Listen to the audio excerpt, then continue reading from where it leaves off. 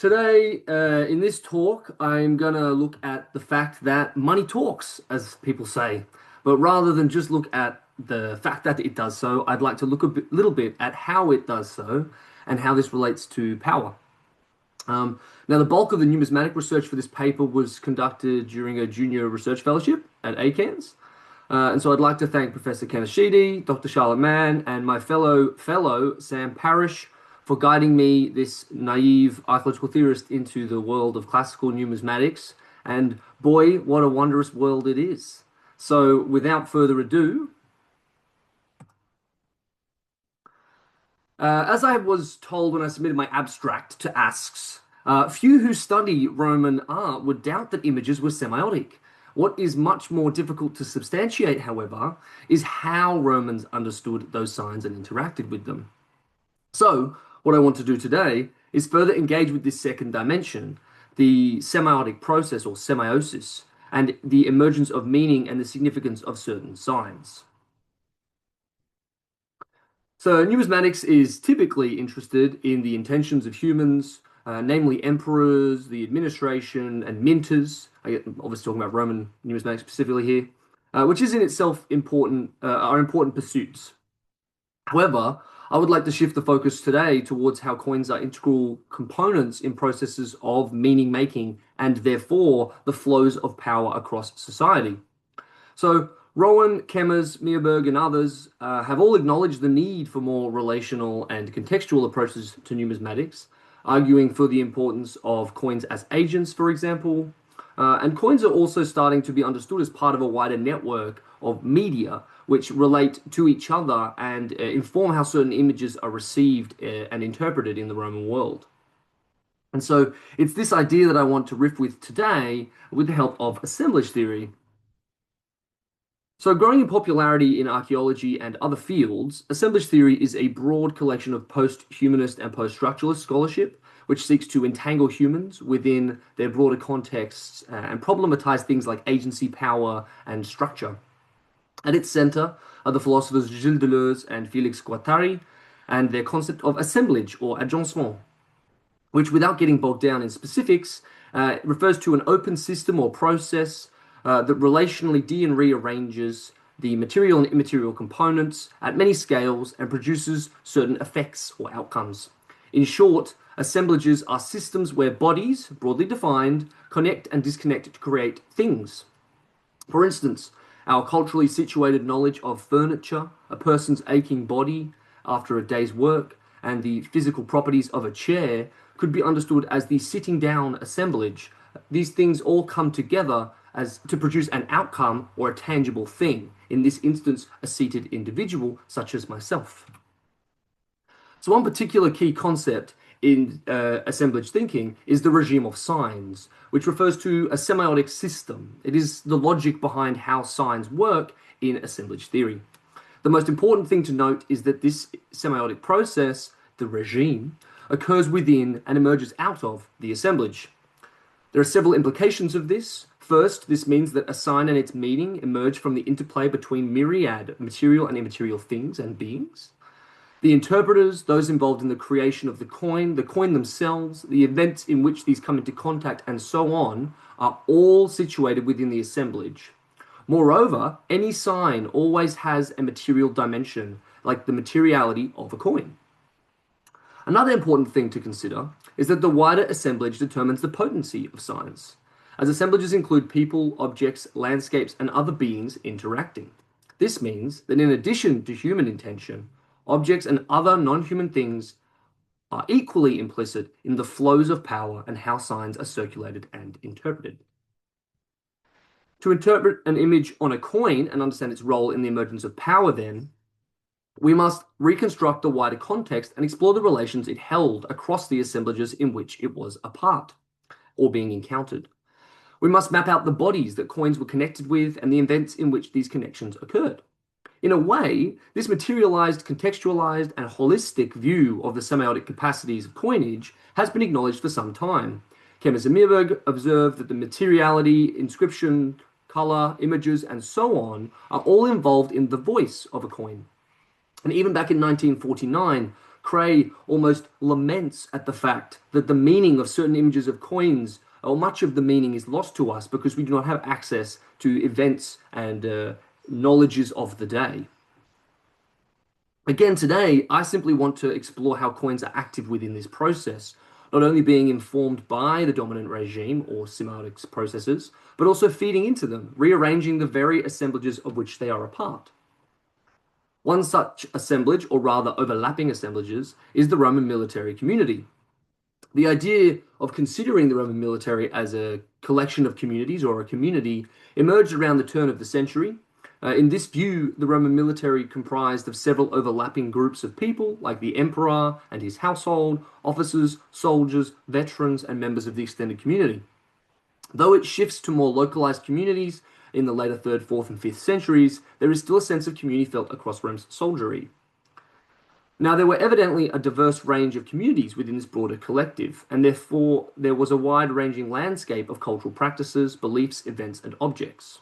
However, there was also a great deal of similarity or repetition in these same realms, including for today's purposes in relation to certain symbols or objects.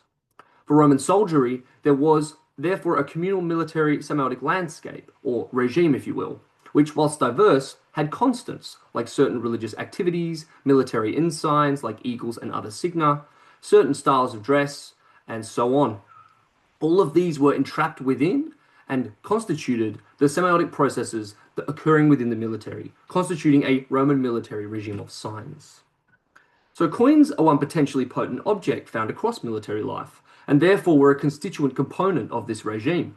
After all, no matter where one was in the Roman Empire, they got paid, or at least the promise of pay.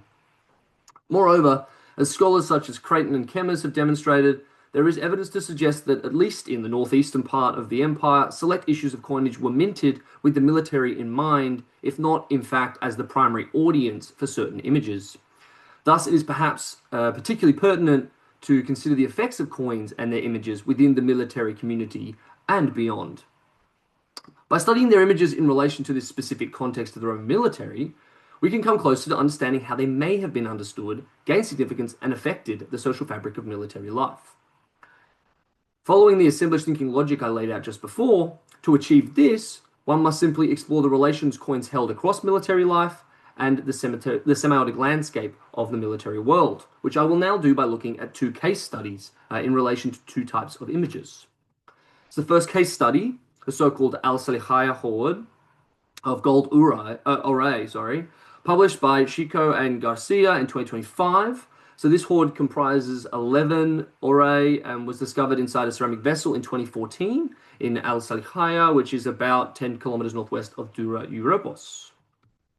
So the hoard comprises coins from the reigns of Nero, Vitellius, Vespasian, Domitian, and Titus, Trajan, Antoninus Pius, and Marcus Aurelius, with the latest issues of Marcus Aurelius dating between 162-63, which on account of this has been used to date the hoard to around 165, the date of the siege and capture of Dura Europos by Roman forces. For now, I just want to highlight 3 particular issues. These are other examples of the issues from this hoard. We have this example from Vespasian with the laureate bust of Domitian on the obverse and a reverse of a so-called barbarian kneeling and holding a vexillum. Then we have this example from Trajan with a cuirass bust of Trajan on the obverse and Trajan and 2 children on the reverse. And finally, this example of Marcus Aurelius with a cuirass bust and on the obverse, and Sallust with a patera and a snake around an altar on the reverse. So the next case study is the site of Pojejena in the southwest of Romania, an auxiliary fort on the left bank of the Danube.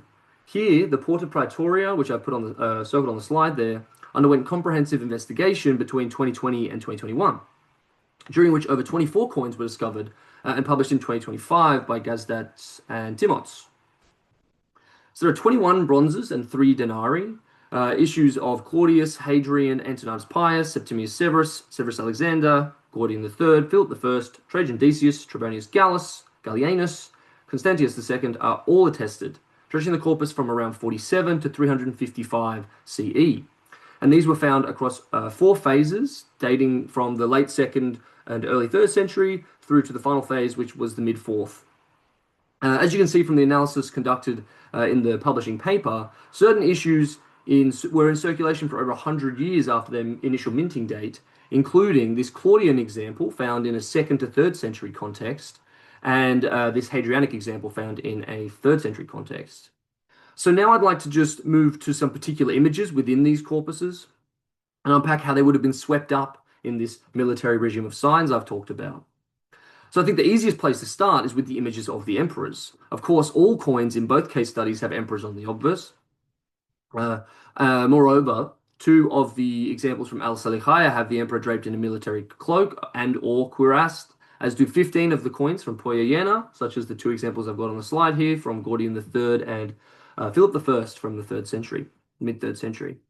So how can we understand these images? What regime were they caught up in and constituting within the Roman military context within which they were evidently once handled by members of the military community, be they servicemen or extended community members? So I want to suggest that one of the many ways in which they would have been interpreted within this context is in relation to the deep and complex relationship between the emperor, the soldiery, and honor, amongst, of course, many other things. As Lendon has argued in his book Empire of Honor, the Roman government was not an abstraction to its populace. It was people and relationships. A particularly important relationship was between soldiers and the emperor. Even by the end of Augustus's reign, the Principate was grounded in acceptance rather than simply dynasticism. As put forward by Lendon, this relationship was largely constituted of rich coercive networks of discipline, honor, and obligation. And this extended from the emperors to their commanders, and then further down the chain of command and across a network of honor to the soldiers eventually. So in his address to the cohorts at Lambaesis in Algeria in 128, for example, Hadrian makes frequent reference to the honor of his officers, or the virtus, particularly the legatus, as well as praising the skill of his assembled soldiers. Honor and power evidently flowed from the emperor to his officers and then the soldiers. However, this was evidently a reciprocal relationship. Officers, commanders, and even the emperors themselves were routinely subject to the expectations of their soldiers. Besides revolts and rebellions, this is most apparent in instances involving emperors sharing in the labors of their troops, imagined or real events. So Hadrian and Trajan, for instance, are recorded in literary sources such as Dio Cassius as having marched with their soldiers in an effort to be understood as military men. So, in short, the emperor and his imperial power were contingent upon his relationship with the soldiers and their perception of the importance of said relationship. But the emperor could not be physically present everywhere, even Hadrian, the seemingly ever-traveling emperor. How else, then, was this system sustained? How was the emperor made manifest in military life and his centrality in the honor network sustained? I suggest coins were one means by which this occurred, and they were one of the many constitutive objects of this network of honor. Not only did rewards and benefactions granted by the emperors and officers, such as monetary and ornamental honors, garner loyalty from the soldiers and fashion obligation, but the images upon them would have been understood within the context of this relationship and this network of honor, with soldiers reading these images in relation to their understanding of the emperor as a military man from whom power flowed. This is particularly seen with images of the emperors in military or camp dress, such as these on the slide, and the other 10 or so from Pojejena. But I would also argue the presence of the emperors on all coin issues. For this specific military and honor-related relationship with the emperor would have been at the forefront of soldiers' minds. The implications of this being that coins were also constituents of this semiotic system whereby the emperors had to present themselves as and act as military men, or at least men who supported military action. So here it's important to consider how these coins were given as well. If awarded as donatives by the emperor, for example, this would only have reinforced these associations within the system of honor and the military obligation network, further entrenching them within military life. So here, money is talking of honor, obligation, and martiality. The second thing I would like to look at are categories of images where there are signa militaria, or military standards, such as the infamous eagles, the square bannered vexilla, and the poles decorated with circular plates and philera discs. There is one example from Al-Salihaya, the aforementioned one depicting the so-called barbarian with a standard while he's kneeling. And then at Pojejena, we have a significant number of coins with signa in circulation, with 11 examples depicting standards such as these two, wherein there are three decorated with discs and garlands. There are also examples of personified Moesia holding a banner or a vexillum minted under Gordian III, which have been found at the site, and all of these date to the 3rd century, with at least one example of a coin with a standard on it from all of the four phases of occupation. So military standards such as these depicted on these coins were immensely significant within the Roman military, as you all probably know, even into late antiquity following a transition to Christian symbols. Indeed, Ian Haynes refers to the military standards as the symbols par excellence of the Roman military community, something I would actually take further and say they were also the beings of significance par excellence within the military community. For in addition to being held and presented at military parades, events, and religious ceremonies, signa were themselves spiritually significant, even given dedications and recipients of cult. And there's a great deal of evidence for this, and in my dissertation I speak about the so-called regime of the signa, forgive me for that one, that imbued them with power at length. For now, I just want to bring up a little bit of evidence that speaks to this power that the signa held in the Roman world. So in addition to being symbols of martial identity, they were themselves related to spirits or genii of military significance. Though the evidence from literary sources is unreliable, being either ambiguous in their interpretation or composed by outsiders such as Josephus, the information provided by the authors of the 1st and early 2nd centuries builds an image of high religious standing, which was sustained through ceremony and cult. For instance, there may have been a specific day where standards were given garlands, as is perhaps attested to by the religious calendar from Dura Europos. Epigraphic evidence, such as you can see on the side here, provides another snapshot of their significance, with dedications to or mentioning signa uncovered in places like Britannia, Hispania, Moesia, and Syria, and dating mainly between the mid-2nd through to the end of the 3rd century, and widespread enough to suggest existence across the empire in some form. Often dedicated to alongside other entities, they were at times dedicated to in isolation, as seen with this example here from the 3rd century in Pannonia, where an ex superatus makes a dedication to the standard of the 1st cohort of Alpine infantry. So, of course, we have a great deal of evidence for the need. Of course, we also have a great deal of evidence for the need to recapture lost standards. You know, Augustus puts his own res gestae, etc. Now, this significance and its consequent power was not just emerging from cult and religious practices, it was also emerging out of a wider network of representations in art and media. For instance, just over half a century after someone deposited the Al-Salihaya hoard, a relief was made at Dura Europos depicting a standard at the center of a religious event. The so-called Terentius frieze on the left here shows the standard on the left side of the scene alongside the gods and the deities to whom the sacrifice is being made by the 2nd cohort of Curestrians, led by the man in the middle named Terentus. Moreover, standards were also depicted upon triumphal and public monuments such as Trajan's Column in Rome and the Tropaeum in Adam Clesi, or the Tropaeum Traiani, which were both set up in 113 and 109 respectively to commemorate Trajan's Dacian campaigns, and much more besides. So upon these monuments, signa of various forms are held in processions, on the march, at religious events, and in battle. So across the Roman world, an assemblage of religious practices, monuments, and objects granted signa power and significance, or standards power and significance. And it is this regime of the signa that these coins and others from Pojejena, for instance, were active in. These coins on the slide and the others from Pojejena. I would argue that these representations ensured that signa remained an important material and spiritual component of military life in the Roman world, rendering them visually present when physically absent and compounding presence when they were there. These images on these coins had the capacity for the viewer, soldiers in this hypothetical instance, to make connections with the real signa and the associations these held across the military assemblage, as well as feeding into their understanding of their importance within this assemblage. And this, in turn, would feed into the power that standards wielded in military life.